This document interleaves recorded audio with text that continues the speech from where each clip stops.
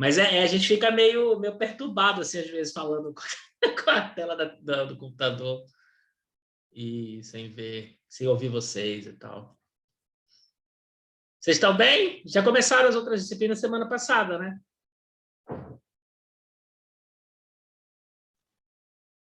Já, professor. Tá ouvindo? Tô, te ouvi agora. Uhum. Já. Estamos na segunda semana. Já. Me contrataram, segunda-feira eu comecei, assinei o contrato na Unifap, sexta-feira da semana passada. Eu tinha passado no concurso em 2019, aí estava esperando ser chamado, como não teve aula em 2020. O professor que eu estou substituindo, o professor Thiago, não sei se vocês tiveram aula com ele saiu para fazer o doutorado dele. Ele foi coordenador do curso. Ele era o coordenador, né? Ele até me chamou para conversar comigo ano passado, em fevereiro, avisando que ele ia sair, que ele ia para o Pará fazer o doutorado dele, e que ia provavelmente me chamar para a vaga dele. Só que como tudo fechou na sequência disso, aí só vieram me chamar agora, semana passada, meio na correria. Sim. Agora está o professor Paulo na coordenação. E foi interessante, porque quem me contratou primeiro foi o RH da Unifap, aí depois, pelo professor Thiago, eu falei para o professor Paulo. Ele falou até que ia cancelar as disciplinas, porque não tinha professor para dar as aulas. A gente estava sem a disciplina de Direito das RI, e a coordenação mandou e-mail dizendo que estava esperando o aval de algum professor substituto. Então deu certinho de terem me chamado. Deixa eu ver quantos tem matriculado, porque o sistema apareceu para mim hoje, a disciplina de vocês. As matrículas vão até dia 30, se não me engano, de abril ainda. Quem ainda não se matriculou, que estiver interessado, ainda consegue.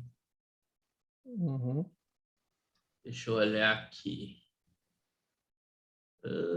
Tópicos. Alunos, não tem ninguém matriculado ainda. Mas tudo bem. A gente já quer começar logo. O professor Paulo falou, não, começa dando aula logo para a gente não perder mais tempo. E aí depois vocês já podem... Se quiserem fazer isso agora, até se estiverem de bobeira na frente do computador, quiserem. Se bem que não sei se é trabalhoso vocês fazerem a matrícula aí. Ou tem que mandar e-mail para ele, né? Tem que mandar e-mail. Então deixa. Aí a gente faz todo o processo. Então deixa. Achei engraçado, porque a disciplina de metodologia que é para o primeiro, eu não sei o que aconteceu que matriculou todo mundo logo. Tem 48 alunos na disciplina. É porque no período de matrícula, que era pelo sistema, já estava liberado metodologia científica, mesmo sem professor. Aí por isso que ele já estava automático. A gente que ainda faltava fazer essa matrícula. Ó, deixa eu mostrar a telinha para vocês do meu lado aqui. Eu ainda estou aprendendo a mexer no cigarro. Eu só me liberaram o meu acesso quarta-feira aqui. Normal, todo dia uma novidade no cigarro. Esses sistemas são foda, né? Vocês estão em qual ano de, assim, mais ou menos? Segundo ano, terceiro semestre.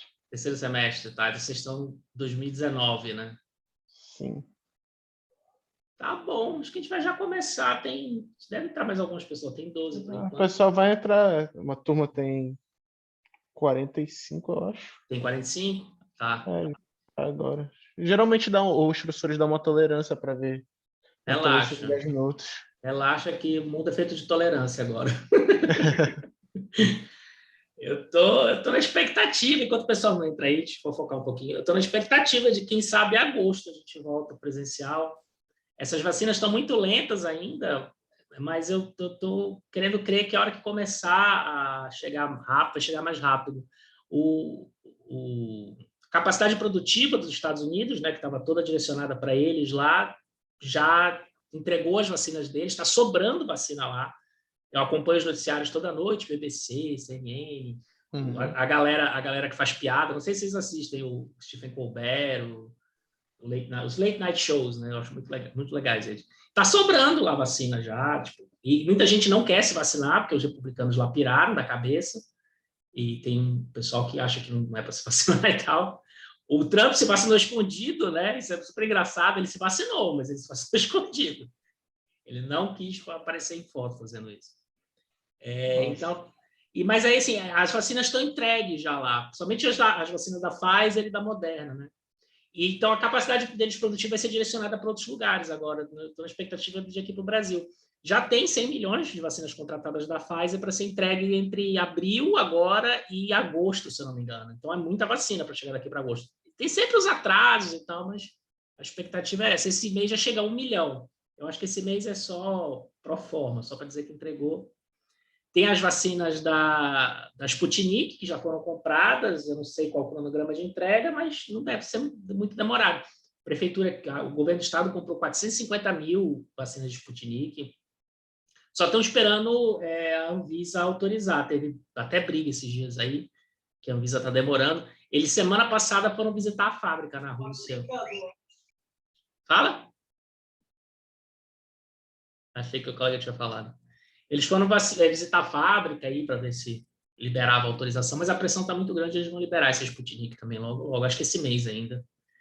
Então, e a Coronavac, a Coronavac deu uma tossida esses dias, né? Atrasou o cronograma de entrega da China, do FIA, e a gente ficou sem Coronavac aqui, mas eu acredito que vai normalizar de novo rapidinho e aumentar a produção, e a vacina da AstraZeneca está aumentando muito a produção, tanto que a gente tem mais da AstraZeneca do que Coronavac aqui agora. Sim, por conta dessa deficiência da matéria-prima. Mas porque está chegando mais rápido. A Fiocruz começou a fabricar eu esqueci o nome da vacina da AstraZeneca, mas começou a fabricar no começo desse mês. Final do mês passado, começo desse, eles começaram a entregar com regularidade já. Cerca de 5 milhões por semana eles estão entregando de vacina da AstraZeneca para ser dividida entre os estados. E vai aumentar mais ainda essa velocidade. Então, eu estou torcendo aí para... Eu já fui vacinado até. Eu tive probleminha de saúde. Aí eu ainda tenho... laudo médico. Então, quando liberou para comorbidade, eu meti o laudo e consegui me vacinar na primeira dose na segunda-feira ainda. Aí, terça-feira, a galera chegou lá com os laudos de asma, não sei o que. O Ministério Público mandou fechar tudo. A Ana está tentando conectar com o vídeo. E então eu tô crente que vai acelerar logo. Vamos ver. Ninguém aguenta mais ficar em casa, né? Deixa eu me apresentar melhor para vocês. Deixa eu ver quantos tem. Tá aqui para a tela. Agora tem 24. Então tá aumentando. Oi, Vinícius. Deixa eu ver as carinhas de vocês, os que tem aqui. Pelo menos a foto. Meu nome é Lincoln Noronha. Né? Eu sou formado em Direito pela PUC São Paulo e em Relações Internacionais também pela PUC São Paulo. Eu fiz as duas graduações juntas. E fiz mestrado em Ciência Política na USP. E eu cheguei a começar um doutorado em Ciência Política na USP também, mas tive que parar por causa da questão de saúde que eu tive que fazer tratamento de leucemia há um tempo. Está zerado, faz 6 anos que eu não tenho nada, mas eu tive que parar tudo. Né? Foi por isso até que eu consegui o laudo lá para me vacinar logo. Não tem nada, mas eu tenho o laudo médico ainda. Eu sou acompanhado ainda, então é fácil. E aí, enfim, aí não precisa me agradecer, não, Valdez. Você tem que agradecer os médicos aí. O meu esforço não foi nada, não. São os médicos e cientistas que salvam a gente nessas horas. Então, aí terminei lá, né? Fui até chamado para voltar para o doutorado, mas eu falei, não, quero começar a trabalhar, dar aula. E aí eu vim aqui para Macapá, minha família daqui. Comecei a dar aula, estou dando aula, né? Eu devo esse semestre sair para ficar só na Unifap, porque é puxado aqui. Mas, por enquanto, estou dando aula na Faculdade de Direito Fabran, sou coordenador do Núcleo de Prática Jurídica lá também. Dou aula na pós em Direito Público do CEAMA, da Estácio CEAMA. Terminei um módulo agora, vou dar uma pausa lá também para concentrar aqui com vocês. Enfim, fiz muita pesquisa na área de emendamento constitucional, política comparada. Meu mestrado é sobre o impacto do processo legislativo no emendamento da Constituição de 88, os artigos que eu tenho publicado sobre isso. Também judicialização de política pública, então o impacto que o judiciário tem em políticas públicas, em particular política de saúde, que eu também pesquisei, mas política urbana, as minhas linhas de pesquisa nessa área. E então minha formação é bem assim, direito com pezão na ciência política. Na verdade, ciência política é RI. Então, essa matéria, para mim, vou adorar dar, porque eu sou jurista, eu trabalho na Defensoria Pública aqui também, sou assessor jurídico na Defensoria, na área criminal. E, então, assim, eu trabalho como jurista, mas meu pé mesmo é na ciência política. Então, essa conexão entre o direito e RI, direito e ciência política, para mim, é meu pão com queijo. Eu imagino que vocês tenham tido aula, talvez, de direito com advogados e tal, e eu tive aula na faculdade de direito, eu comparava muito com as aulas que eu tinha na faculdade de ciências sociais, no curso de RI, e eu achava assim meio... Eu não sei, eu tive bons professores de direito, mas eles têm aquele viés muito normativista, sem considerar os impactos políticos do judiciário e tal. Então, eu acho que vai ser legal essa disciplina para a gente. Eu já vou explicar para vocês como vai ser a metodologia de aula, como vai ser a metodologia de trabalho, como é que a gente vai se organizar aqui, mas, como eu disse, eu estou bem acostumado com esses ambientes virtuais aí, os outros professores da Unifap parece que estão ainda com dificuldade, todo mundo vai ter dificuldade mesmo, mas eu estou um pouco mais adiantado nesse ponto de organização desses ambientes virtuais. Eu estou usando o Zoom, por enquanto, porque o Google Meet, eu só consigo gravar as aulas via Google Meet se eu tiver o meu e-mail da Unifap, parece, para entrar no sistema por lá. Nesse meio tempo, eu quero deixar as aulas gravadas e disponibilizar elas no YouTube para os alunos que perderem no dia e quiserem assistir, para facilitar. E aí eu consigo gravar no Zoom, porque eu tenho conta corporativa no Zoom, então eu gravo por aqui, é tranquilo. A metodologia de aula, o professor Paulo me disse que esse formato, assim, é muito cansativo para vocês ficarem ouvindo a gente falar aqui 3 horas seguidas. Vocês piram da cabeça, vocês não dão conta. Eu sei como é que é, porque eu também tenho dado essas aulas no direito. E é realmente muito cansativo, principalmente para vocês. E a gente não consegue competir muito com o vizinho, com o videogame, com a TV do lado. Então, tem que ser uma coisa produtiva. Então, o professor Paulo ainda disse que o formato está sendo mais ou menos assim. Os professores dão cerca de meia hora, 1 hora no máximo de aula expositiva, meia hora eu acho pouco. Tem muita coisa para falar. Mas, e depois alguma atividade prática, tá? Toda a aula. Então, como eu estou fazendo com as outras turmas, estou pensando aqui com vocês, eu tenho que ouvir um pouco de vocês, o que vocês já tiveram de direito aqui. Mas pensando assim, 1 hora de aula expositiva, em cima do texto, que vai ter um texto de leitura para vocês toda semana, né? O material de leitura para vocês daquela aula específica, e depois uma resenha que vocês vão fazer orientada com perguntas, que eu vou mostrar para vocês como vai ser, e vocês fazem na segunda metade da aula com um prazo um pouco mais esticado, tá? Porque eu sei que o ideal é que vocês façam na segunda metade da aula até para vocês se livrarem logo, né? Eu dou 1 hora, 1 hora e pouco de aula expositiva, e vocês têm o resto da noite aí para terminar a resenha logo, e aí eu vou ler e dar um feedback para vocês de volta em cada uma dessas resenhas por aula, tá? Resenha que eu digo assim, vai ser quase um fichamento da leitura, eu vou fazer algumas perguntas, 1 ou 2 perguntas, e vocês vão responder elas em cima dos textos, do material da aula que a gente tiver trabalhado. E aí eu dou um feedback para vocês, e eu vou usando isso, anotando isso, provavelmente para usar isso como instrumento avaliativo, inclusive.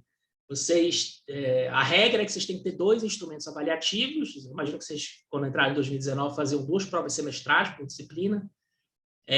Aqui, prova, eu não sei se vai ser um bom instrumento, né? Então, a gente vai fazer essas resenhas, que não vou dar, provavelmente eu não vou dar nota, vai ser assim, fez, ok, ou não fez, ou fez e me mandou receita de bolo, também é mesmo que não fazer, porque aluno é bicho pilantra, bota uma receita de bolo assim na prova e tal, no trabalho.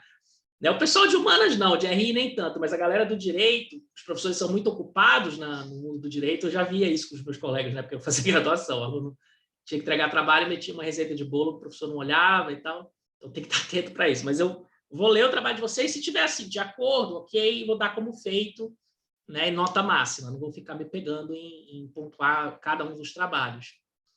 E aí, no final, eu somo todos e a gente vê uma nota para quem fez todos, tira 10, quem fez quase todos, tira 10 também, quem fez 80%, 75%, já vai tirar 8, 9, a gente vê essa coisa de nota depois, tá? Mas mais ou menos assim.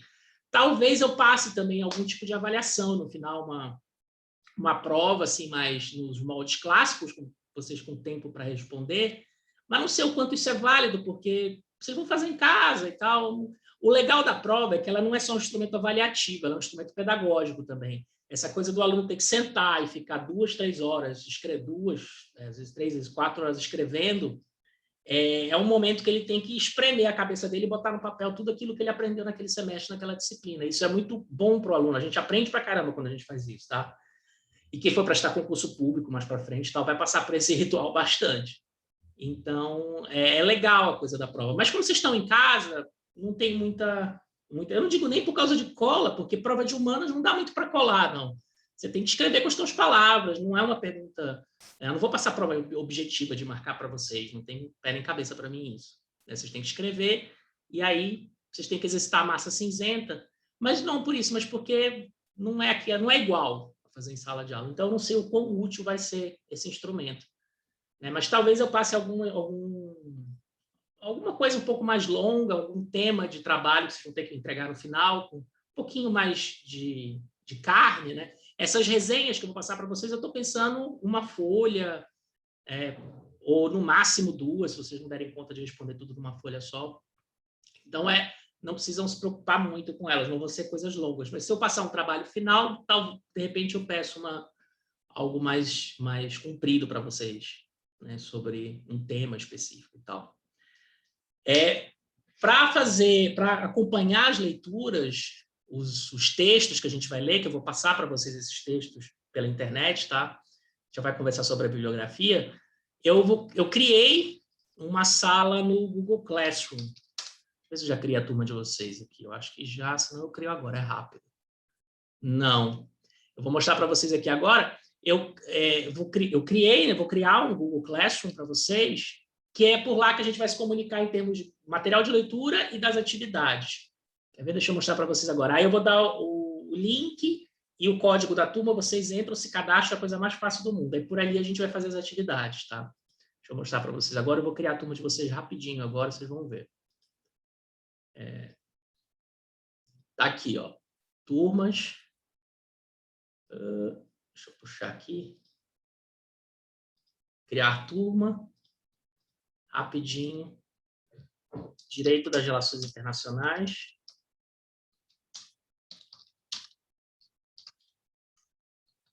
Internacionais. FAP. Pronto.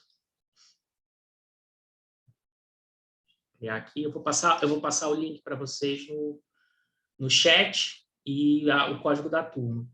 Talvez valha a pena, eu acho que vale a gente criar também um grupo de WhatsApp, só para eu passar o link da aula. Não vai ser por ali que a gente vai se comunicar muito. E, claro, se vocês quiserem fazer pergunta, alguma coisa ali, eu posso mandar por ali também. Ó, é essa aqui. Deixa eu copiar o convite. Eu vou botar aqui no chat, tá? Do Zoom. Peraí. Pior que eu estou com todo o setup aqui, se vocês verem. Eu estou com uma tela grande, microfone externo, câmera. Eu comprei um computador esse ano só para dar aula. Mas é uma tela só. Eu estou começando a querer ter 2, 3 telas aqui para estar mexendo nas coisas. Deixa eu passar aqui o link do Google Classroom. É esse, tá? E o código da turma... Vocês já podem entrar e se inscrever aí nesse Google Classroom. E o código da turma... é esse. Quando pedirem o código de turma, é esse aí. Se vocês que estão mais organizados, puderem aí o representante de turma, de repente, criar uma turma no Google, no WhatsApp, um grupo no WhatsApp, só para passar o link da aula no dia, para o representante de turma não ficar muito sobrecarregado, tendo que pegar link, avisar vocês e tal, vai ser mais para isso. Aí no dia eu mando o link pelo WhatsApp, vocês entram na aula aqui. Por enquanto vai ser pelo Zoom, mais para frente provavelmente a gente vai migrar para o Google Meet.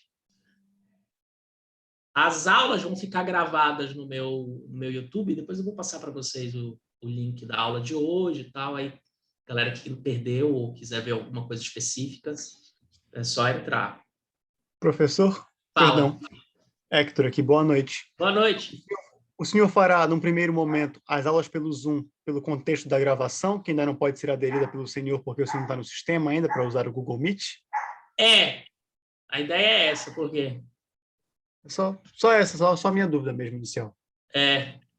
E senhor não precisa não, tá? É link com o professor. Esse negócio de senhor tem uma marcação hierárquica no Brasil. Desculpa. Relaxa. É engraçado no direito. Eu fazia direito de manhã e relações internacionais à noite, né? Então, de manhã era senhor, senhor, senhor. E eu me pego falando isso às vezes, porque eu estou trabalhando na defensoria, então é outra coisa. É engraçado, de manhã eu era o comunista safado e de noite eu era o liberal sujo na sala, porque eu fazia direito e aí e tal. É muito interessante o contexto diferente das turmas.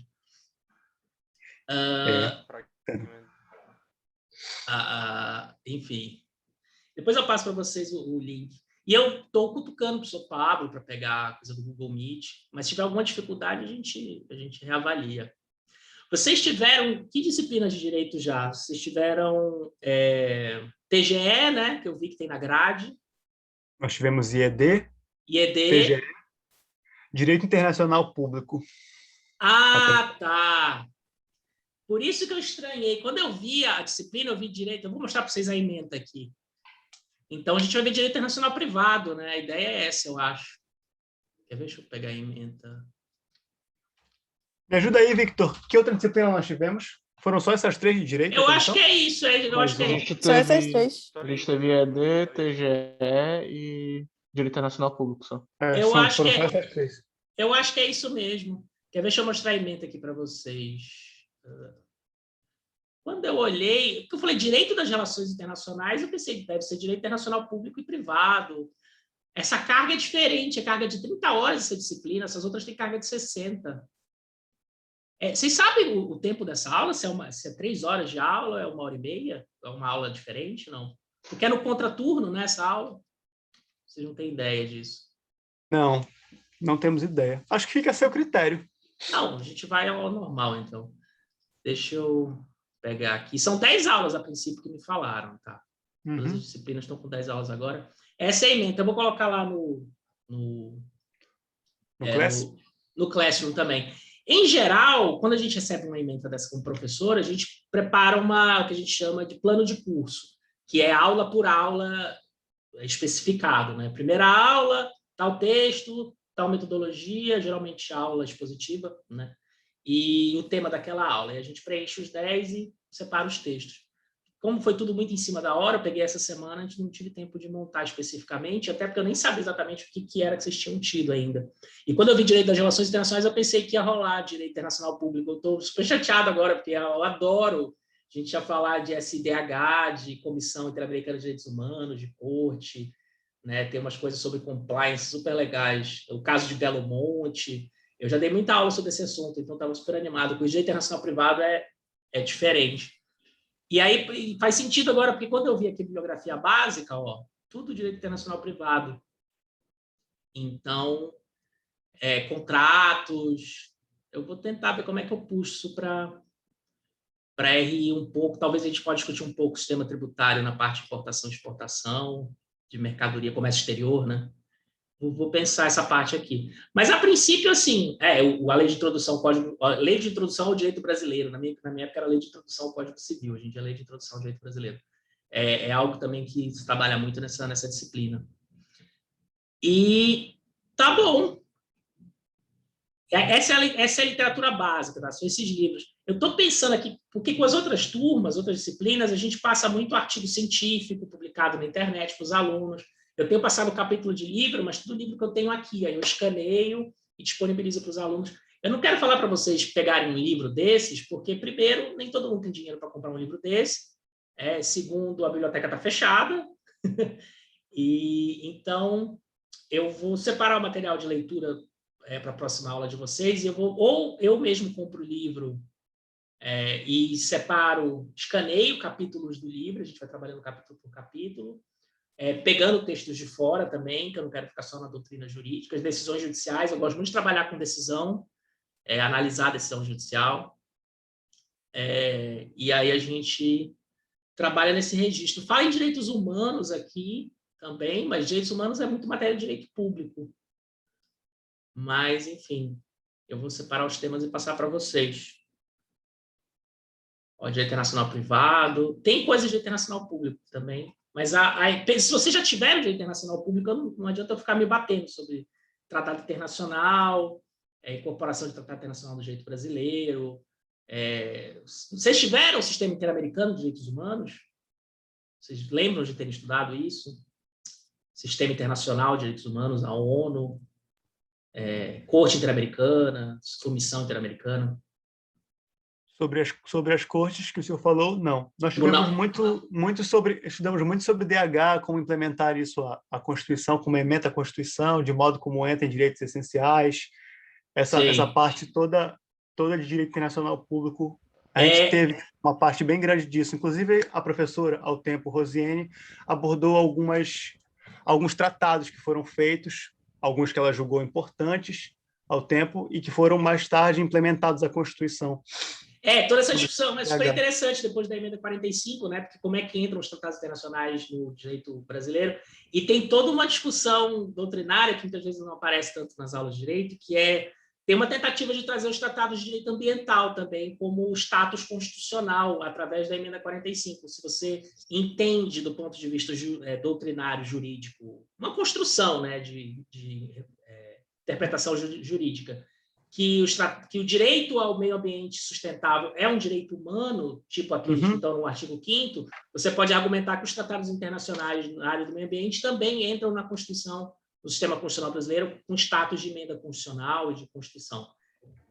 Então, dá para fazer essa ideia. E agora, o que eu acho super interessante estudar é o sistema interamericano de direitos humanos, porque você tem a Corte e a Comissão de Direitos Humanos da OEA, que o Brasil faz parte, porque é signatário do tratado, e que efetivamente emitem decisões, e os atores judiciais no Brasil se articulam ao redor da comissão e da corte. Né? Belo Monte é um caso super interessante, onde eles usaram a comissão para tentar barrar a construção da barragem lá em Altamira, e o estudo de caso é bem legal de ver, mas acho que eu não vou entrar nisso com vocês, porque isso tem que ver se vocês não tiveram, e a emenda da disciplina, não estou vendo aqui, é tudo direito privado.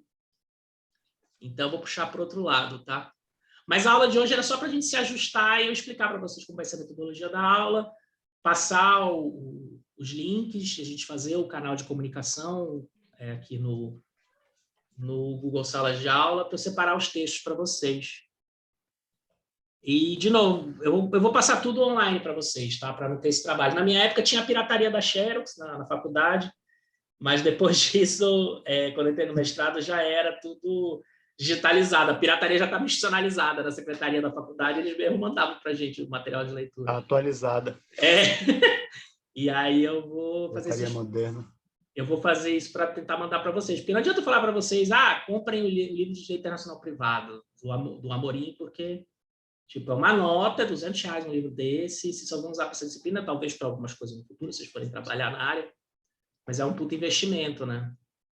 Fora que, de novo, eu quero trazer outros textos de fora, eu quero trazer decisão do Supremo, quero trazer, né, outro material aí para vocês. O que interessa no direito, gente, é lei e jurisprudência, tá? Vocês devem ter tido IED, fontes do direito, aí eles falam doutrina, os costumes, nada disso importa. O que importa é a decisão dos juízes, mais do que a lei até, porque no fim das contas são eles que interpretam a lei, em última instância, e a lei. Então, a gente vai olhar bastante decisão judicial. Aqui, isso que vocês já estudaram em direito público, né? Só para mostrar para vocês, que eu acho interessante, porque tem no...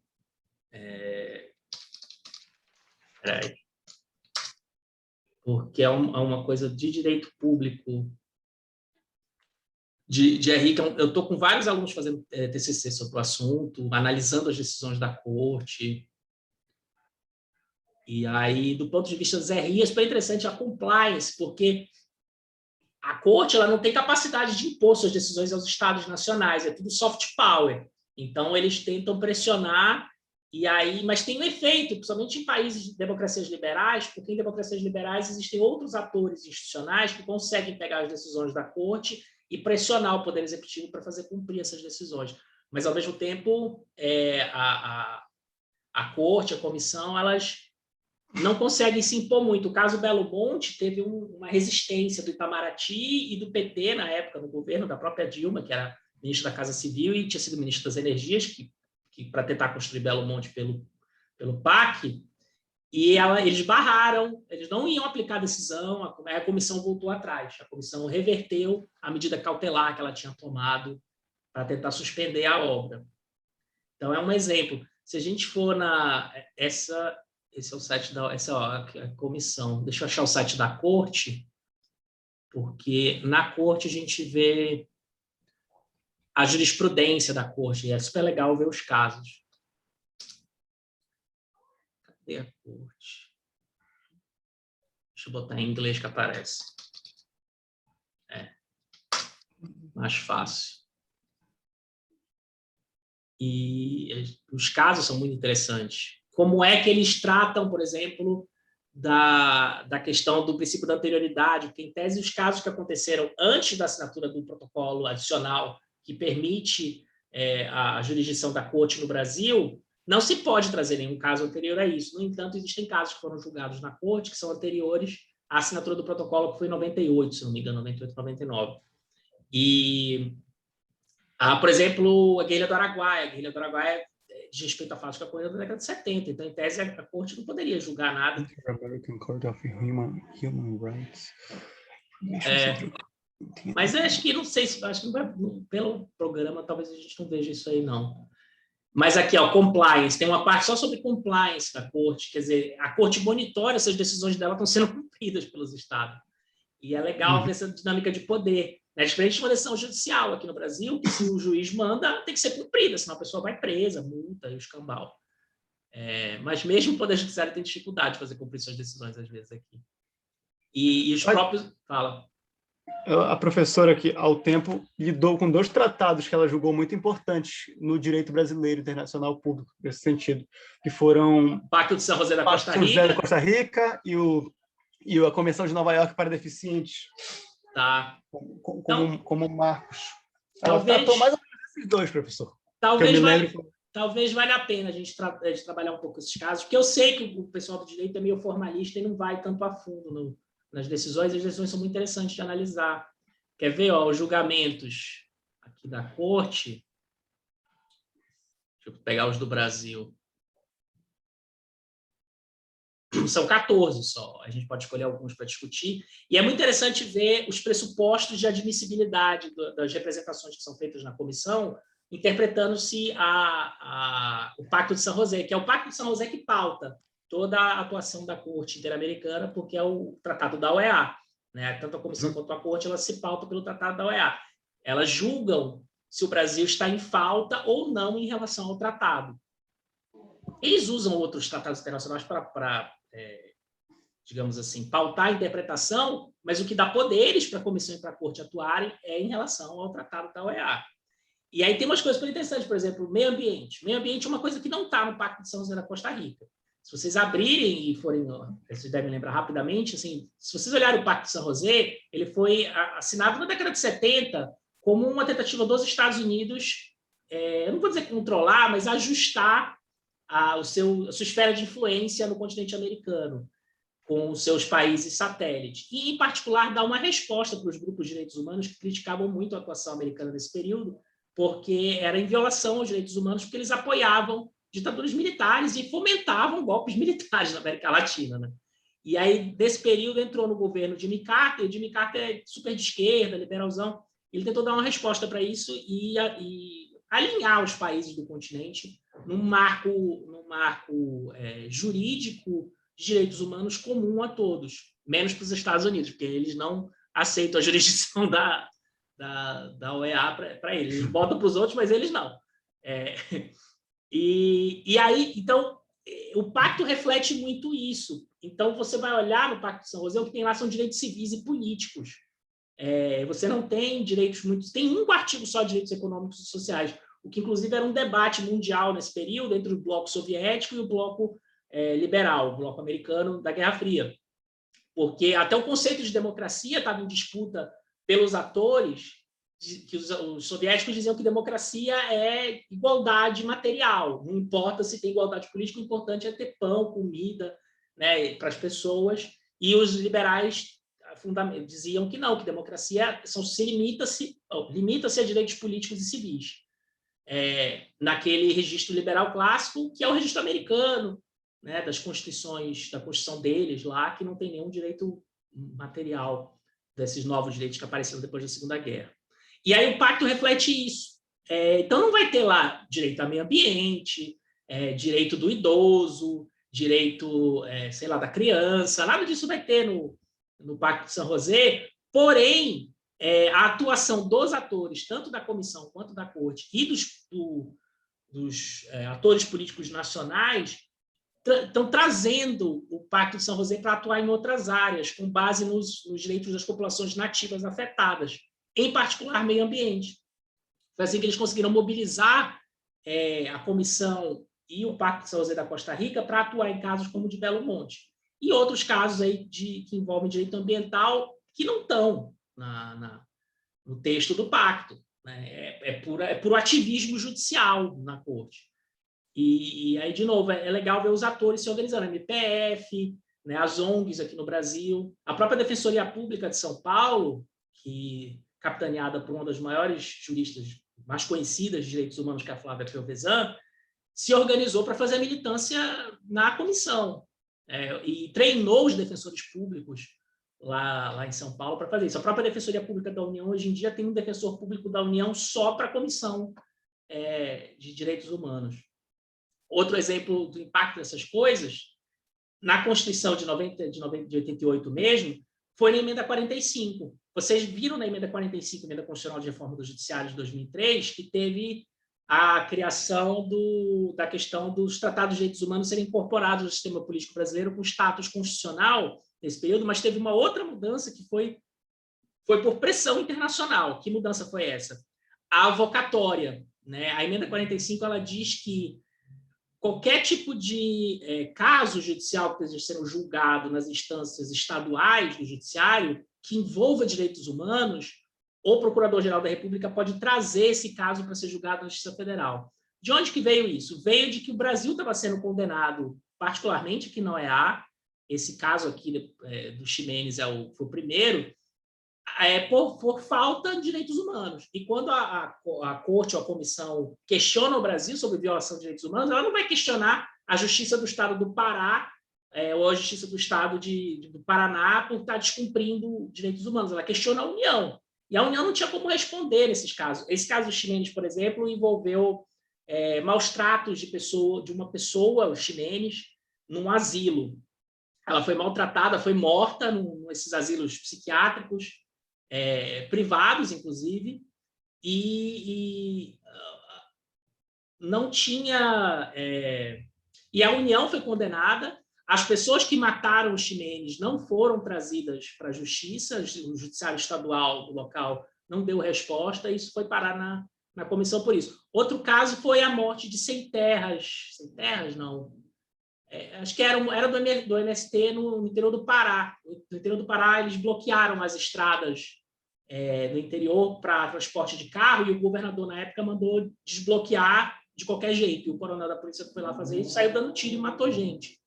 Né? Aí, quando essas pessoas são julgadas, são levadas para serem julgadas pelo Tribunal do Júri, e tinha até essa discussão se esse Tribunal do Júri, se esse Tribunal Militar, lá da Justiça do Pará, elas foram julgadas inocentes. E aí, quando o Brasil é condenado, o Brasil fala para a comissão: eu não posso fazer nada, é o judiciário do Pará que condenou, eu não posso me meter viola a nossa Constituição se a União chegar querendo julgar a gente, ou violava naquele período. Particularmente se for o Tribunal do Júri. E aí, para tentar remediar essa situação, criou-se esse mecanismo na nossa Constituição de 88 para puxar um caso que esteja sendo julgado de violação de direitos humanos no Estado para a União. E aí a União conseguiria dar uma resposta e tal. Mas é muito interessante ver o efeito das instituições internacionais no plano nacional, e o sistema do SIDH, o Sistema Interamericano de Direitos Humanos, é um lugar excelente para notar que o soft power funciona. Por isso que é um tema que eu estava todo empolgado para falar com vocês, mas parece que não vai dar para dar essa matéria para vocês, porque não é exatamente a matéria desse curso. Mas, enfim, talvez dê espaço para a gente falar um pouquinho disso depois que eu falar de direito privado, tá? Direito internacional privado. Então, essas nuances são legais de perceber nessa matéria, que conecta o direito com a política internacional, com RI, e não dá só uma matéria assim, de direito muito caxias para vocês, como eu dou para o curso de direito, que tem que ser uma coisa assim, bem normativa, bem esquematizada, sabe? Mas, enfim, a gente vê. Direito privado vai ter muita coisa sobre herança, sobre como é que fica a herança de alguém. Se você casou no estrangeiro com uma brasileira, mas seu casamento foi feito em outra jurisdição, como é que acontece se vocês se separam, qual é a lei que é aplicada, né? Ou uma decisão de morte, a pessoa morreu no estrangeiro, precisa fazer a partilha, mas aí tem bens no Brasil, como é que é esse mecanismo?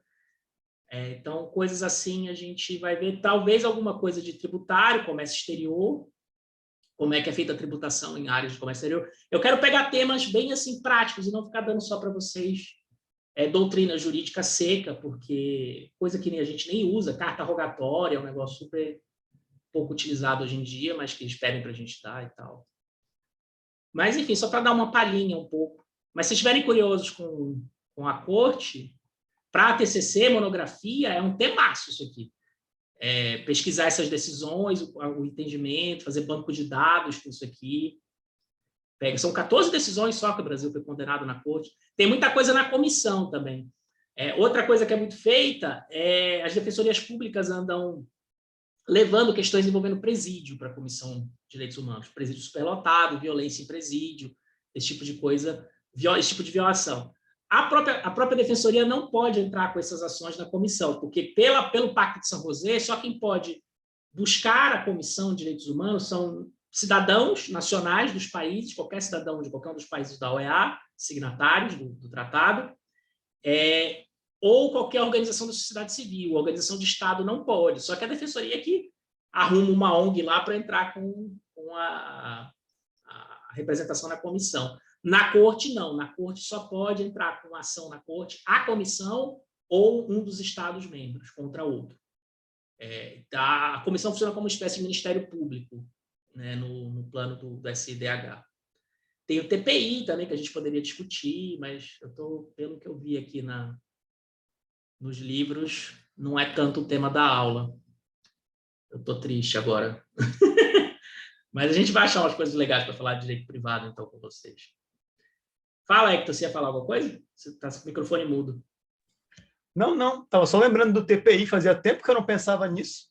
O TPI é outro caso curioso. A gente às vezes estuda no direito, mas o TPI não foi feito para o Brasil. Ele não é um tratado feito... E no RI as coisas têm que ter muita lógica do ponto de vista do poder internacional. O TPI foi feito para julgar a ditadura africana do leste europeu por violação grave de direitos humanos.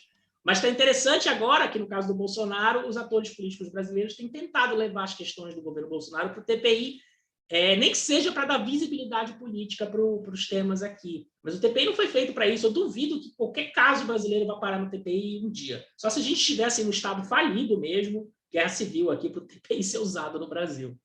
Deixa eu ver o que o colega está falando. Desculpa, Letícia. Tribunal Penal Internacional é a corte de Haia, que o Bolsonaro está sofrendo várias representações. Tem um grupo em São Paulo, ligado à USP, a Universidade Federal de São Paulo, que está levantando uma base de dados enorme para entrar com litigância estratégica contra o governo federal, inclusive no TPI, contra o Pazuello, contra o Bolsonaro, na Justiça Federal, mas também na Corte Internacional, argumentando genocídio. É que vocês escutam esse barulho na mídia, genocida, genocida. É essa galera que está tentando encaixar o Bolsonaro no... Deixa eu mostrar para vocês o tratado aqui. É o Tratado de Roma, se não me engano, o Estatuto de Roma. O Brasil é signatário desde 98, se não me engano. Professor? Fala. No final de 2019, a gente fez um trabalho de direito internacional público e foi dividido em grupos. E aí eu fiquei com o Tribunal Penal Internacional. Eu não lembro de quase nada, mas porque era muita burocracia para conseguir fazer com que um assunto fosse relevante a ponto de... É que o TPI não foi feito para isso, ele não foi feito para cuidar de política pública no Brasil, entendeu? A ideia... Ele só acabava julgando mesmo aqueles países da África onde ainda tem ditaduras e tudo mais. A única coisa. O TPI ele foi criado para resolver um problema de transição democrática. Porque o dilema é o seguinte: quando um país ele transita de um regime autoritário para uma democracia, ele sofre o seguinte dilema. Se a gente pune o regime autoritário que está saindo, se quem está entrando, se os grupos organizados ali que estão fazendo a transição, eles querem tentar punir o regime que está saindo, o regime que está saindo não vai querer sair. Eles vão se agarrar com unhas e dentes no poder e partir para a luta armada. Porque o custo para eles é muito alto. Se eles deixarem o governo, eles vão presos, tem uma série de repercussões. Por outro lado, se você não pune essa galera, você cria um precedente muito ruim, que é o de que você pode fazer o que quiser e depois, se você perder, né, na arena política e tiver que sair, não vai acontecer nada com você. Você enche a burra de dinheiro lá, militar, ditador, enche o cu de dinheiro, corrupção e o caramba, e depois quando saírem do governo, toquem aí o governo, agora não acontece nada. Isso cria um incentivo para grupos tentarem dar golpe de Estado de tempos em tempos. No caso da África, particularmente, você tinha essa transição que era feita e os novos governos não conseguiam, mesmo que quisessem, tentar punir aqueles ditadores que saíram do poder por medo, né, por causa disso que eu falei para vocês, mas também porque muitas vezes a burocracia que eles herdam, porque essas mudanças nunca são 100%, né? Você trabalha com muita gente do regime que saiu, que está acabando. A burocracia continua a mesma, de Estado e tal. Não estão dispostos a fazer isso. E aí, para tentar solucionar esse ponto, o TPI foi criado. Pelo TPI acontece o seguinte: os países que são signatários, né, se o seu judiciário interno não dá conta de julgar um ditador, um eventual genocida, alguém que cometeu crimes de direitos humanos no seu país, você pode levar esse caso para ser julgado pela Corte de Haia, né, para tentar solucionar esse problema de não conseguir julgar os ditadores de um país numa situação dessa. Então, o contexto político é claramente países africanos, países do leste europeu. O Slobodan Milošević é um caso bem célebre disso, né, que é o ex-ditador da Sérvia, que cometeu atrocidades lá na Albânia, em Kosovo, em vários lugares ali, Montenegro, da região, mas tem outros. Mas aí é curioso porque a instituição ela é criada por uma coisa. As razões que levam à criação da instituição são uma, mas essa instituição ela pode mudar, pode ter um drift institucional, aí ela pode ser utilizada para outras coisas também, se a coalizão de poder ao redor que dá sustentação a ela começa a tentar forçar ela para um outro tipo de coisa. O caso do TPI é muito isso. Teve tentativas de levar o secretário de Estado dos Estados Unidos para ser julgado na Corte de Haia. Os Estados Unidos nem reconhecem a jurisdição do TPI, então não tem como. E agora está tendo essa coisa com o Bolsonaro. Deixa eu abrir o Estatuto de Roma para vocês. Tem uma aula ótima, uma palestra aqui, uma conversa, na verdade, que eu vi de uma juíza federal, desembargadora do TRF3, que é especialista na área, outro dia, discutindo essa coisa de genocida do Bolsonaro e tal, que a galera está tentando colar isso nele. Eu não estou fazendo juízo de valor, tá, gente? Estou analisando como é que os atores estão tentando fazer responsabilização política, né, do governo. E aí aqui, o que ela discute é o tipo penal, porque quando você fala genocida para o Bolsonaro, tem um tipo penal muito específico aqui no Estatuto de Roma, que o Brasil é signatário, que é crime de genocídio, né? Tá aqui, são esses 4 crimes: crime de genocídio, crime contra a humanidade, crime de guerra e crime de agressão. São esses 4 tipos penais, e aí cada um vai ser definido na sequência. Genocídio está definido aqui no artigo 6º, para efeito do presente estatuto, entende-se por genocídio qualquer um dos atos a seguir enumerados praticados com a intenção de destruir, no todo ou em parte, um grupo nacional, étnico, racial ou religioso. Então, tem que ter o que eles chamam de dolo específico. O dolo específico tem a intenção de destruir aquele grupo racial, étnico, religioso, nacional. E aí tem que interpretar isso aqui, tá? Aí toda a argumentação que essa desembargadora vai fazer é que o caso do Bolsonaro, se ele for ser julgado, que não vai nunca, tá, gente? Não vai nunca porque não tem ambiente político para isso, a própria corte não vai querer fazer isso, porque na cabeça dos juízes da Corte de Haia, ela não foi feita para aquilo, então eles não vão querer mexer com isso. Se eles começarem a julgar presidente de país porque agiu de uma maneira complicada em termos de política pública, ela vai perder poder rapidamente, tá? Mas, enfim, aí, se fosse julgado, o tipo penal seria esse aqui, crimes contra a humanidade, porque não tem um dolo específico. Enfim, aí ela vai discutir o que é o tipo penal num caso e no outro, tá? Mas, de novo, o TPI nunca vai ser usado no Brasil. Eu não consigo ver nenhuma situação, porque ele não foi feito para isso. Já a Comissão Interamericana de Direitos Humanos e a Corte Interamericana, não. Elas foram feitas para atuar em graves violações de direitos humanos nos países da OEA. Particularmente violações de direitos civis, e políticos dos nacionais, mas também violações por falhas sérias dos governos nacionais em responderem com políticas públicas a situações nos países. Por exemplo, política de presídio, que é uma coisa que está sendo muito discutida na comissão hoje em dia, né? O Brasil viola vários direitos, questões de direitos humanos nos presídios brasileiros, e aí os atores políticos nacionais tentam levar isso para a comissão para ter uma resposta. E aí os membros da comissão eles têm que medir até que ponto eles conseguem pressionar os governos nacionais com as suas decisões para mudarem as suas práticas e até que ponto se eles avançarem muito o sinal, eles não vão ter suas decisões efetivadas, o que gera um problema de compliance. Tá? Mas, enfim, só porque a gente começou a falar do tema, eu gosto muito dele. Tá até aqui a questão de compliance. Ó. Eles monitoram se as decisões estão sendo aplicadas ou não. Tá? Mas, enfim, eu acredito que a gente vai estudar. A gente vai começar, pelo menos, com direito privado. E aí, qual vai ser a dinâmica das aulas? De hoje para amanhã já, não agora à noite, principalmente amanhã de manhã, eu vou colocar o primeiro texto de leitura para vocês para a próxima aula, onde eu vou pegar um capítulo de livro ou um artigo e a gente vai começar a trabalhar os temas da aula. Provavelmente questões relativas à Lei de Introdução ao Direito Brasileiro, que é a lei no Brasil que vai dizer qual lei se aplica em caso de estrangeiro, nacional, caso de casamento, divórcio, que é isso que está no programa para eu dar para vocês. E aí a gente vai trabalhar em cima da Lei de Introdução ao Direito Brasileiro, provavelmente. Não sei se vocês já tiveram aula sobre ela, mas eu acho que não, pelo que eu entendi. Pois Clarice, a ideia é essa. Vocês vão ler o texto, aí na hora da aula eu vou dar uma hora de aula, mais ou menos, vocês não aguentam mais que uma hora de aula muito. Aí eu vou dar uma hora de aula, depois eu vou abrir a atividade no Google Classroom, onde vai ter uma pergunta, uma ou duas perguntas para direcionar vocês na resenha.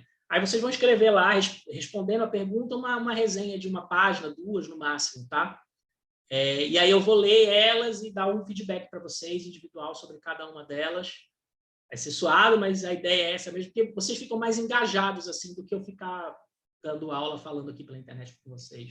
Perdão. Fala. Isso enquanto os senhores estiverem online conosco aqui no Zoom? Não, vai ter a primeira parte vai ser a aula, depois eu vou liberar a resenha para vocês fazerem, e aí eu vou dar um prazo maior. Vocês vão ter as 2 horas da aula na sequência para fazerem, mas aí eu vou dar o prazo, assim, por exemplo, até domingo à noite para vocês entregarem a resenha, tá? Ah, entendi. Tudo bem. Mas a ideia é que vocês usem o tempo das 2 horas para tentar fazer ali, para vocês se livrarem logo da resenha e usarem o tempo da aula para isso mesmo. Eu vou estar aqui, eu posso até desligar a aula, mas eu vou estar no celular e tudo tirando dúvida, ou aqui mesmo. Aliás, como vocês, em tese, vão ter lido o texto, vocês podem me fazer perguntas antes de começar a escrever a resenha e eu tirar dúvidas sobre enfim, dúvidas que vocês têm antes de começar a escrever. Mas vai ser a segunda metade da aula e eu vou dar um prazo maior, até porque nem todos vão assistir a aula na hora, tem gente que vai assistir a aula gravada só depois. Eu vou deixar disponível as aulas gravadas todas para vocês, então vai ser tranquilo isso aí. Tá bom? Eu acho que era isso hoje, viu? O que a gente tinha para conversar. Seria legal criar já o grupo de WhatsApp aí, mais para eu passar o link da aula para vocês, se vocês tiverem a manha de fazer logo. Meu telefone, vocês podem também me mandar mensagem, me ligar a hora que vocês quiserem. Eu estou 24 horas no ar, trabalho sábado, domingo, não tem tempo ruim comigo, não. Eu tento responder assim que eu ver a mensagem. Deixa eu escrever aqui no telefone. Eu tenho seu número já, professor. Já tenho seu número. Vai fazer um grupo novo, mano? Ou tu vai jogar no dia 20? E tem o grupo de avisos, né, Hector?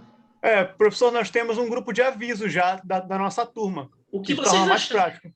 Mais prático? Então me inclui no grupo como de o senhor avisos. está falando que o senhor vai passar tão somente o link do grupo, o link da aula, e serviu, ele serve bastante. Me põe no grupo de avisos, então. O material de leitura eu vou colocar aqui no grupo do Google Class, tá? Opa. Vou botar aqui no Google Class. Por exemplo, eu vou botar o programa aqui para vocês agora. Ó. É a ementa, não é o programa da aula, é a ementa da disciplina. Nela tem algumas referências bibliográficas. Se vocês quiserem comprar um livro sobre direito internacional privado, quem está pensando em fazer concurso mais para frente e tal, é interessante às vezes. Então, eu vou botar aqui a ementa. Deixa eu pegar aqui o...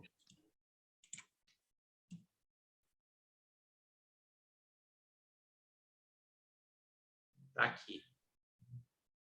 E aí aqui também eu vou botar amanhã, provavelmente, a leitura da aula que vem, próxima sexta. Aí quando eu for fazer as atividades, eu vou abrir a atividade aqui. Né? Criar atividade, eu ponho para vocês. Tá bom? Vocês estão... Como é que tá? Vocês estão bem? O pessoal ficou muito doente? Como é que vocês estão? Com esse retorno aí? Muito estresse? Tá tudo tranquilo, só a sexta-feira um pouquinho mais pesada, porque a gente tem... A gente realmente tem aula sexta-feira, de tarde, e aí a gente já veio um pouco cansado, mas eu acho que isso não é um problema. Tá. Acho que dá para manter, assim. Tá. Eu também estou dando aula sexta-feira à tarde, aí eu dou aula de metodologia para o primeiro semestre, e aí na sequência são vocês aqui. A gente está tendo metodologia, eu acho. Com o professor Paulo, né? Já a monografia, não? Não. Nós temos aula com o Davi.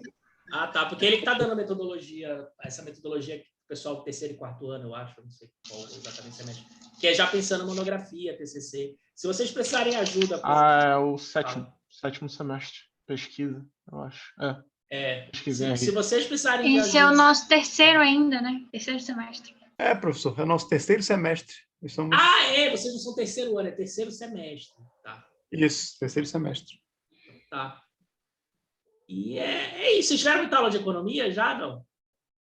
Nós tivemos uma matéria que foi Introdução ao Pensamento Econômico e à Economia. Entendi. Foi uma coisa bem rasa mesmo, nada muito aprofundado. Agora, a gente deveria, já estamos tendo, ou melhor, já iniciamos uma matéria de economia. Só que, de fato, lá não começou ainda. Se eu der conta de passar rápido essa parte de direito privado para vocês, porque direito privado, realmente, não é uma coisa assim muito... Não é tanta coisa. Algumas regras gerais de aplicação do direito internacional no Brasil, do direito brasileiro lá fora, alguns tratados internacionais na área de direito privado. Aí talvez eu pegue alguns temas de direito público para aprofundar com vocês, porque vocês não viram essa questão do Sistema Interamericano de Direitos Humanos, pegando casos concretos, a gente analisando como é que foi julgado na justiça brasileira em relação ao que foi julgado na comissão, na Corte Interamericana, qual foi o impacto que teve. Tem muita coisa legal sobre isso, que não é só aquele formalismo sobre como é que os tratados são aceitos no direito brasileiro, que vocês devem ter visto. Espera aí. Pergunta aqui que fizeram. Chat. Seria ótimo, tá, Letícia? Então, eu vou tentar cumprir assim, o que me mandaram da disciplina, que é essa parte de direito privado. A profundidade também, eu vou trazer decisão judicial, vou procurar uns casos interessantes para a gente ver, relativo a essa coisa de como é que nacionais que cometem crimes fora. Isso aí talvez vocês tenham visto já em direito público, parte de crime, porque não é exatamente direito privado. Mas questões de contratos internacionais, como é que fica a aplicação no direito brasileiro. Tentar trazer coisas práticas para vocês do STF, decisões do STF e tal. Eu acho mais legal. E aí, na sequência, eu entro se der tempo, com alguma coisa de direito internacional público que vocês não tenham visto ainda, que é mais aprofundado, essa parte de sistema interamericano, TPI, pegando casos concretos de novo com vocês. Professor? Fala. Só tirar uma dúvida aqui, rapidinho. Estava estudando um tempo desse a questão das campanhas de vacinação que estão acontecendo no sistema internacional mesmo, né? Aí chegou na parte da questão europeia, e aí eles estão tendo um atraso lá para cumprir a meta, justamente porque o contrato feito com o laboratório da AstraZeneca não tem cumprido a demanda de... Excelente ideia, Victor. Vamos pegar esses contratos, essas coisas de vacinação para a gente dar uma olhadinha, como caso concreto, à luz do direito internacional. Tem uma coisa que eu já sei, assim, que eu já dei uma estudada, que é super interessante, que são os contratos que a gente firmou aqui no Brasil, relativo às vacinas que a gente comprou e a discussão sobre a vacina da Pfizer. A gente não comprou a vacina da Pfizer por várias razões, a principal delas porque a gente tem uma criatura, um sete pele, uma entidade na presidência da República que é louco da cabeça dele. Mas tem razões de política pública também. O Brasil, na sua atuação internacional, quando ele compra assim, um negócio desse, ele busca sempre... Isso é a burocracia, o Ministério do Desenvolvimento, que agora está ligado, que está dentro do Ministério da Economia, ele busca trazer a tecnologia internacional para ser transferida para o Brasil, porque senão a gente fica na dependência desses países o resto da vida, vendendo soja e boi para eles e comprando produto industrializado, e a nossa balança comercial vai para o saco, né? Desenvolvimento econômico é complicado numa situação dessa. Então, existe uma doutrina, né, no âmbito do Ministério das Relações Internacionais, no âmbito do pessoal do desenvolvimentista do Brasil, de tentar trazer a tecnologia. E tanto que as vacinas da Coronavac e da AstraZeneca, os contratos firmados, previam transferência de tecnologia para a vacina ser fabricada aqui no Brasil. Né? E essas vacinas usam uma tecnologia mais antiga, que a gente já conhece, que é a base de adenovírus, a base de vírus morto, né? Que é uma coisa que a gente já está... Que é uma coisa que tem um valor agregado enorme, é complicado de fazer, não é fácil, mas que já é conhecido. A vacina da Pfizer... A gente já fala da chamada... A vacina da Pfizer e a vacina da Moderna, mas principalmente a da Pfizer, elas usam uma tecnologia completamente nova, que é a base de mRNA, que é RNA mensageiro. É uma vacina totalmente sintética, tanto que a capacidade de produção dela é muito maior. A gente consegue fabricar muito mais vacina muito mais rápido, essa da Pfizer e a da Moderna. Tanto que... E a eficácia é maior também, né? Essa coisa da eficácia é o teu sistema imune que dá mesmo, mas enfim... Mas a questão é que ela é totalmente sintética e a tecnologia que é usada para fabricar ela foi inicialmente criada para vacina contra câncer. Eu não sei se vocês têm visto umas notícias por aí, vacina contra câncer e tal, não sei o quê. É a mesma tecnologia, mRNA mensageiro.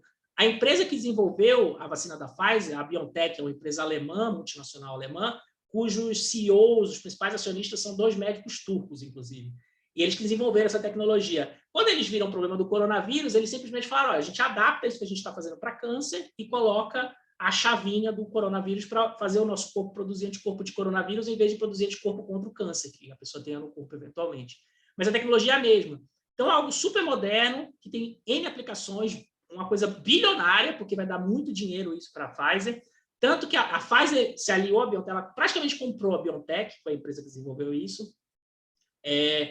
Mas tanto que, quando o governo americano tentou emprestar dinheiro para a Pfizer, para acelerar a produção de vacina, a Pfizer disse, não, a gente não quer dinheiro de ninguém. Até porque, se o governo americano emprestasse dinheiro, ele ia se apropriar daquela tecnologia também, e a Pfizer não queria abrir mão disso para ninguém.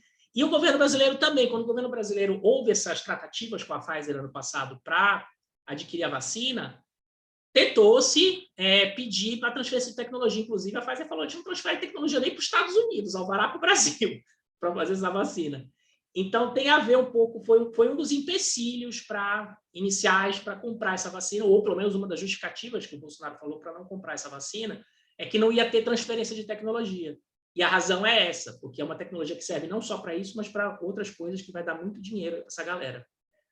Mas vai ser ótimo a gente dar uma olhadinha nesses contratos. Tem o COVAX Facility, né, também, que é um contrato de direito privado, mas foi firmado entre países para produzir a vacina via ONU, via sistema ONU, né, principalmente para os países pobres. Mas o Brasil também comprou um número... Que é a vacina da AstraZeneca, enfim, feita mais ou menos na mesma linha de produção da AstraZeneca, que cada país entrava com um pouco de dinheiro e depois que a vacina estivesse pronta, ia ser distribuída para os países que injetaram dinheiro e para os países mais pobres, da África e tal, que não tem condição de comprar vacina. E o Brasil assinou esse contrato, então, de repente, vale a pena a gente dar uma olhadinha nesses contratos na disciplina. Achei uma ideia ótima, viu? Vou procurar olhar isso para a gente também. Chamada. A princípio, eu não sou uma pessoa chata com chamada. Eu nunca fiz chamada na vida, os alunos costumam gostar da minha aula e vão ficando. Tinha um professor chato meu que falava, chamada é a prova, quando perguntava de chamada. Mas, assim, até porque a gente está nesse sistema assimétrico, que alguns de vocês não vão assistir aula hoje, vão assistir aula depois, falta energia, falta a internet cai, eu já estou todo preparado, eu tenho 2 internets aqui em casa. Se cai uma, eu entro na outra. Mas, às vezes, falta energia. Então, por tudo isso daí, eu não vou ficar cobrando chamada de vocês, tá? A não ser que o Paulo venha me cobrar isso daí, o coordenador do curso, falar, não, precisa fazer e tal, dizer quem está participando, não sei o que, e talvez eu precise, mas a princípio não. A aula vai ficar gravada, registrada, vai ter isso gravado online e tal, se precisar alguém cobrar de olhar quem estava na aula ou não. Eu, pessoalmente, a princípio não vou cobrar não, tá? Como é que os outros professores estão fazendo? Alguns têm feito chamada no início da aula? Geralmente é o final. Eles fazem. Ai. Eu não sou... Vamos ver como é que... Se me cobrarem isso, eu vou ter que fazer em algum momento. Bom, nem todos estão fazendo, professor. Você não precisa fazer. Até então não foi um requerimento obrigatório. Só se me cobrarem de fora, eu tô falando. Eu mesmo não tenho esse interesse em ficar apertando vocês. A gente fica assim, olha. Às vezes vocês não falam nada, mas aí alguém briga com o Paulo lá, sei lá, alguém da direção. Eu não sei, eu estou entrando na Unifap agora, ainda estou tentando a burocracia interna aí. E aí eu não sei como vai ser, mas a princípio eu não vou fazer chamada, não, tá? Tem até aqui no SIGA, né? Deixa eu até olhar aqui, mas qualquer coisa eu ponho presença para todo mundo sempre. Se alguém vier reclamar comigo, eu dizer, ei, que é isso? Todo mundo vem na aula toda vez? É uma coisa assim, eu vou ter que ver como é que eu faço, mas acho que ninguém vai vir, não. Tem professor que tira a foto da lista de alunos que está na sala, né? Pois é, eles vão se dar mal com isso daí. O pessoal da Unifap está começando agora a fazer aula de AD, eles não sabem a encrenca que é, ficar pegando no pé de aluno com chamada, porque a galera está doente, a galera pega corona. Tem muito aluno meu da Fabran, que já fui parar, alguns foram parar no hospital, pegaram corona, ou a mãe está com corona, o irmão está com corona. Tá doido da cabeça também. Está meio pirado da cabeça, porque a saúde mental fica afetada também nessas horas. Então, eu não sei se é uma boa ficar fazendo isso, mas assim, eu não vou me meter na minha coluna, tá ruim. Falando em problema de saúde, é a veieira chegando.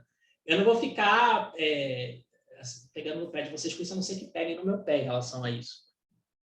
E, sei lá, eu espero que vocês gostem da aula e assistam. Eu vou tentar dar 1 hora de aula falada para não cansar muito vocês, mas espero que vocês tentem acompanhar e ler os textos e tal. Independente de eu estar fazendo chamadas. Esse negócio de fazer chamada para segurar aluno em sala, eu acho meio fraco. Mas, sei lá, cada professor é cada professor. Tá bom? Fechou. Tranquilo. Bom, prazer conhecer vocês. Professor, deixa eu só fazer mais uma pergunta. Manda bala, manda bala. Da metodologia da aula, o senhor vai trabalhar com slide? Como é? Ou só falada mesmo? Vai ser um pouco falada, talvez um pouco slide. Quando a gente for mexer com lei e com decisão judicial, eu costumo jogar na tela e separar os trechos que a gente vai olhar com atenção. Eu vou pegar assim, olha o que o juiz está dizendo aqui, exatamente esse parágrafo. Olha o que ele quer dizer com isso. Aí eu costumo usar muito, não necessariamente slide, mas eu pego e abro aqui a decisão judicial e a gente vai olhando na tela. A gente não vai ler junto a decisão toda, porque são enormes, muitas vezes, mas eu vou pegar assim, olha esse parágrafo aqui, isso aqui é onde ele está dizendo tal coisa. Aí eu vou mostrar para vocês e tal. Eu não sou muito fã de usar slide com coisa escrita muito. Para mim, slide é para mostrar tabela, gráfico, foto ou fala de ator, né? Não para mostrar apontamento de aula, porque aí vocês não sabem se vocês prestam atenção em mim ou no slide.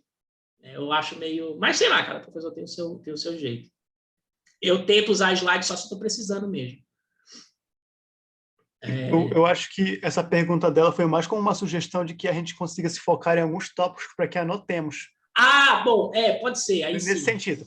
Aí sim, sabe? Porque... Sei, aí fazer slide com tópicos, assim... Exatamente, exatamente. Até tá bom. Porque, que nem o senhor, eu também sou uma pessoa que fala muito rápido. E a gente acaba passando de pensamento sem, colocar um limite para tal. Tá, boa. E agora, como a gente está em aula digital, não tem o quadro, você não vai escrever nada no quadro, é bom que a gente tenha um slide, pelo menos com esses tópicos. Os tópicos principais da aula. Sim, exatamente isso. Aula e tal. Pode deixar. Isso. Vou fazer, então. Boa, vou fazer, então. Tá ok. Deixar. E aí, quando tiver alguma coisa assim mais específica, eu gosto muito de ver as decisões, como eu estava te mostrando aqui. Só para voltar um pouquinho, já que aproveitar que a gente está com tempo hoje, né, não tem trabalho hoje, dá para falar mais um pouquinho sobre o SDH, que eu gosto. Por exemplo, se a gente for olhar o tratado da OEA, deixa eu mostrar aqui para vocês. Quando é que uma questão pode ser levada para a Comissão Interamericana? Como eu disse para vocês, o Sistema Interamericano de Direitos Humanos tem a Corte e a Comissão. Quem pode levar um caso para a Corte são os Estados-membros ou a Comissão. Só. E aí, quem pode levar coisas para a Comissão? Qualquer nacional ou organização da sociedade civil registrada no país, membro do tratado. E aí, mas quem que pode fazer essa representação? Deixa eu mostrar para vocês um negócio super interessante. É sempre tratado nas decisões, discutido pela Corte, pela Comissão. Se vocês... Lembra aquilo que eu falei, que o tratado tem muito direito civil e político e não tem quase nada de direito social? Olha aqui, ó. Parte 1, deveres direitos civis e políticos, capítulo 2. Aí você tem tarará, artigo 16, 17, 18, 19, 20, 21, tarará, aí acaba aqui. Direitos econômicos, sociais e culturais. Artigo 26. Mais nada. Só um artiguinho. É essa coisa da Guerra Fria. Os americanos... E você tinha muita pressão nos países membros para colocar direitos sociais. Na América Latina, tinha muita luta por redistribuição de renda, redistribuição agrária, direitos econômicos, direitos ambientais. As constituições dos países nesse período já tinham esses direitos, mas os Estados Unidos falou não. Isso aí é coisa de comunista. Então, só botaram um artiguinho. Mas o que eu queria mostrar para vocês é aqui, ó, Comissão Interamericana, competência e tal, processo. A comissão, ao receber uma petição, artigo 48 aqui, a 48.1a, a 48.1. A comissão, ao receber uma petição ou comunicação na qual se alega a violação de qualquer um dos direitos consagrados na convenção, poderá da seguinte maneira. Inciso A, se reconhecer a admissibilidade da petição ou comunicação, solicitará informações ao governo do Estado, ao qual pertença... Espera aí, que não é isso que eu queria mostrar para vocês. Não é aqui, cadê? Não, perdão, vamos voltar um pouquinho, gente. É o artigo 46 que eu queria falar para vocês. Ó. Quais representações a comissão pode aceitar? Quais são os pressupostos de admissibilidade de uma representação na Comissão Interamericana de Direitos Humanos? Então, aqui no 46. Para que uma petição ou comunicação apresentada nas formas do artigo 44 e 45 seja admitida pela comissão, será necessário a. Que hajam sido interpostos e esgotados os recursos da jurisdição interna de acordo com os princípios de direito internacional geralmente reconhecidos. Ou seja, a parte ela tem que mostrar para a comissão que ela já esgotou a jurisdição interna do país membro. Isso no Brasil dá muito problema, porque o nosso judiciário demora a decidir as coisas e você tem instâncias infinitas na justiça brasileira. Você sempre pode entrar com o recurso do recurso, o agravo do não sei o quê, e nunca termina. E aí é difícil provar isso. Tanto que quando a gente chega, quando o representante chega na comissão e com a questão, a comissão, a primeira coisa que ela faz é perguntar para o país. Brasil via Itamaraty, né? Via Advocacia da União no Itamaraty. Me conte sobre essa história. Aí o Brasil, a primeira coisa que ele alega é: essa representação não deve ser recebida pela comissão, pois não se esgotaram os recursos internos da jurisdição brasileira ainda. E aí é um problema, um entrave que precisa ser vencido nesse momento. Item D. Que seja apresentada dentro de 6 meses a partir da data em que o presumido prejudicado em seus direitos tenha sido notificado da tal decisão definitiva do judiciário. Item C. Que a matéria da petição ou comunicação não esteja pendente em outro processo de solução internacional. Isso aqui é a litispendência internacional. Você precisa eleger um fórum para levar para a questão. Você não pode entrar com representação na comissão e outra na Comissão de Direitos Humanos da ONU. Tá? Você não pode comunicar o problema em 2 lugares diferentes para não ter decisão conflitante. Você tem que escolher um lugar e levar para lá. E o Brasil, os atores aqui, estão levando tudo para a Comissão e para a Corte Interamericana de Direitos Humanos. D. Que no caso do artigo 44, a petição contém o nome, nacionalidade, profissão, domicílio, assinatura da pessoa. Isso aqui é formalismo, tá? Então, a pessoa tem que assinar a representação. Então, tem esses pré-requisitos, que geram um empecilho.